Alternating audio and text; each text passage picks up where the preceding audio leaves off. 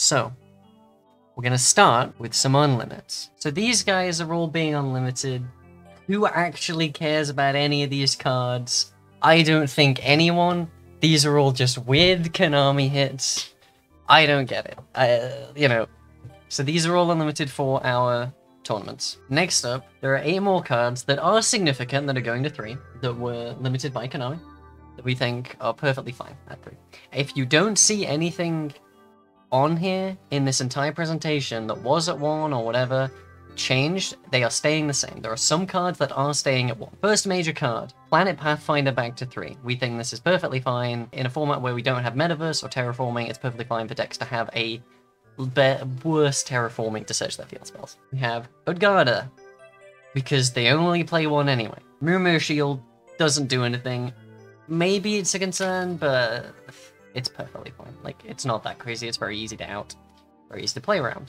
A lot of ways to out it. Fist of the Unrivaled Penny. There was a bit of debate about this, but we think it's pretty much fine. The Magispector monsters, putting them to 2 didn't really do anything. The deck doesn't need the main consistency hit like that. They're perfectly fine. Psy Reflector, again, why put it to 2? There's no reason. It's fine. And finally, Phantasm Spiral Battle, because they did not need to do 4 different hits to 1 deck that wasn't even meta. The Stealth Attack is staying at 1, because we don't want to put everything in that deck back to 3, just in case it's too much. Semi-limits. Your deck building is going to change from this. First off, we're hitting 5 cards for the same reason. Battle Fader, Construction Chain Signal Red, Ghost Trick Jackfrost, Battle Inbox Avail, and Speedroid Menko, because the sheer access that decks have to this many Battle Fader effects just turns games into an absolute grind. It is way too easy for decks to just use a bunch of these different ones to grind, and at least putting them all to 2 requires you to build the deck a bit differently,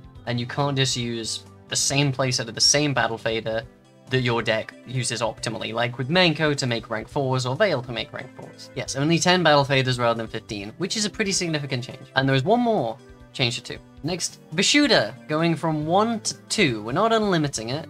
It might be too strong. Even in the TCG, it's a really insane card, but it's very splashable and very powerful. We don't want to put it directly to 3. So the next point, of course, and this is the list that everyone cares about the most, limited list. What decks are being limited and curbed to maybe let other things shine in the format? In a move that I don't think will surprise anyone, Metal Foes Mithrilium is going to 1. It's just the grind potential of this deck with multiple copies of Mithrilium. The recycling is very, very high.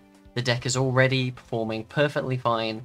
When they don't do this, this just puts the grind game over the edge. It's not enough by itself. You will also be limiting Metal Foes Counter, as it too is extremely consistent and a lot of recursion. It's very easy to get out multiple of these in a couple of turns. Very, very strong. Next up, we're going to hit some of the tier 2 stuff, because there's some very strong combos and things in the tier 2, and it's very easily looking like the tier 2 decks will run rampant in a format where we hit the tier 1 decks. So we're going to start with Odd Eyes Dissolver. There was a lot of different hits we could have done to Pendulum. I think the ones we've chosen are pretty decent. Odd Eyes Dissolver is a hand trap by itself. It's battle hand trap, and it gives decks very easy access to Vortex.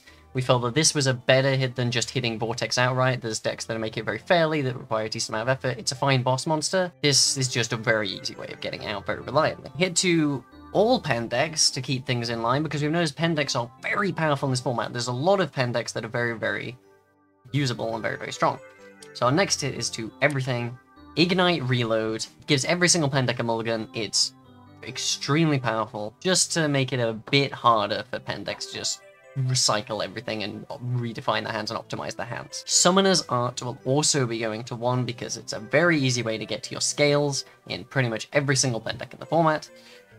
This should make it a bit harder to get out that Volflame and just combo up every single game. And this is one that's, this one was obvious coming. Draglubion, getting out multiple copies of Hard Earth per game.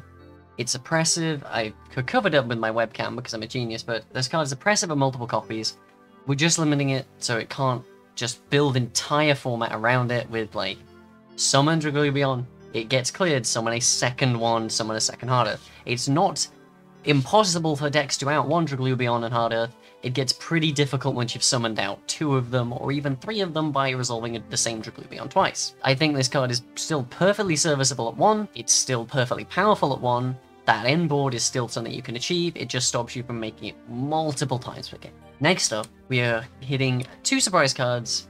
These haven't done too much in the format right now, but they are 2 very powerful floodgates that are completely possible for multiple decks to abuse. They severely inhibit any deck that doesn't revolve directly around them, and as soon as a deck comes around that is strong enough to abuse these, it will, and we just want to curb that and stop this from becoming a problem that we have to emergency hit. Skill Drain being at 3 basically in this format for Draco is probably not a good idea. Prank Kids Wear the Washer. I noticed in some recent tournaments that Prank Kids loves to go to time by summoning this every single turn, summoning 2 guys back that you can't kill, recycling their entire deck with plan, and doing that again for another 6 turns. As it turns out, the ability to just summon this every single turn and recycle your graveyard every single turn without actually progressing the game state isn't particularly healthy, and we'd like the deck to do something else. Magispector Tempest. So we did a testing tournament the other night, and we discovered that Magispector, especially with some of the new speedroid support and such, is very, very strong. And a Summon Strike that they can search 1 or 2 copies of on the first turn is actually pretty powerful. We're just keeping this on to 1. We put the other Magispectors to 3, but this is just too much for a deck to be able to search multiple times, even in the same turn. You may have noticed, Full did not go to 2 or 3. Full is still limited. And that's our limits. Feel free to absorb them for a moment before we move on to the most important section, of course, which is the bans. So the Forbidden List. We have 2 cards that are being banned out of the format. One that I don't think will surprise many people once you see it, and especially since we saw this was in a deck list that has won 12-0 and won 2 of our tournaments in a row.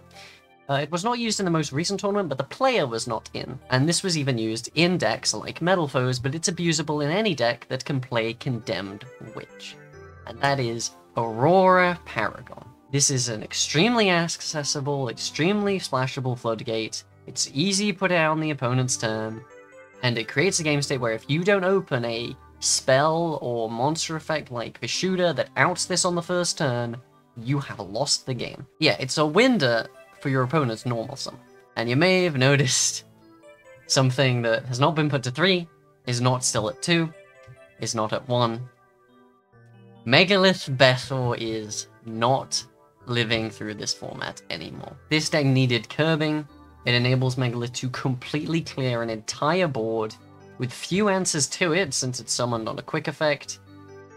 It's not even restricted to multiple times in a duel. Megalith is getting some very new things that they can do with stuff like the new Magic Key. They can do some interesting stuff with Magic Key, and there's a lot of ritual engines they can abuse. Stuff like Lord of the Red is a very strong card. We would like Megalith to just do something more interesting than Bethor Pass that pops in 5 cards every single game. These all back to 3, perfectly fine.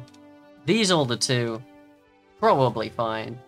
These all to 1, you know, a lot of big hits on that. Feel free to go around and experiment and build your new lists, bearing this in mind, given that this Sunday's No Riches will be using this new list. If anyone else wants to use, if anyone else wants to use this list for any other purposes, go ahead. We'll be putting this on the spreadsheet in a moment. I'm Ogus.